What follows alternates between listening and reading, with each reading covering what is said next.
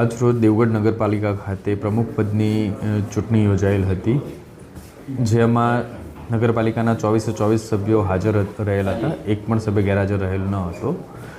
2 સભ્યોએ ઉમેદવારી કરેલ હતી, નીલ સોની, ધર્મેશ ભરતભાઈ કલાલ. તે પૈકી ધર્મેશ ભરતભાઈ કલાલને 8 વોટ મળેલ હતા, જ્યારે નીલ સોની પત્રકાર જે છે એમને 16 મતો મળેલ હતા, જેથી નીલ સોનીને દેવગઢ નગરપાલિકાના પ્રમુખ તરીકે ચૂંટણી કાઢવામાં આવેલ છે. આ સમગ્ર પ્રક્રિયા ખૂબ જ નિષ્પક્ષ રીતે અને શાંતિપૂર્ણ રીતે દેવગઢ નગરપાલિકા ખાતે, દેવગઢ બારિયા નગરપાલિકા ખાતે સંપન્ન કરવામાં આવી છે.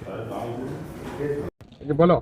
આજ રોજ દેવગઢ બારિયા નગરપાલિકાની પ્રમુખની ચૂંટણી યોજાઈ હતી, જેમાં અમારી ટીમના 16 સભ્યો, જે 16 સભ્યોએ અમને વિશ્વાસ રાખી અને અમને નગરપાલિકાના પ્રમુખ તરીકે આગામી સુકાન સોંપ્યું છે, જવાબદારી સોંપી છે, તે બદલ આ 16 સભ્યોનો પ્રથમ આભાર માનું છું.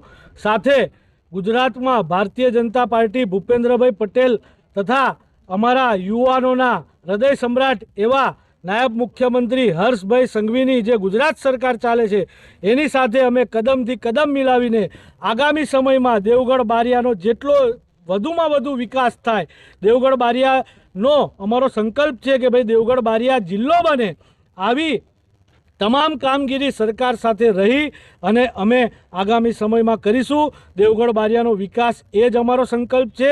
રાજકીય કોઈ દ્વેષભાવ વગર નગરપાલિકાના 24 સભ્યો અમે સાથે મળી દેવગઢ બારિયાનો નગરનો વિકાસ કેવી રીતે થાય, જે ઘણા સમયથી અટકેલો છે, જે અમારો ટાવર છે, ટાવરના ડંકા ફરી ક્યારે ચાલુ થાય એ આગામી સમયમાં અમે ટૂંક જ સમયમાં શરૂ કરીને આગામી કામગીરી દેવગઢ બારિયાના નગરના વિકાસ માટે જ કરીશું.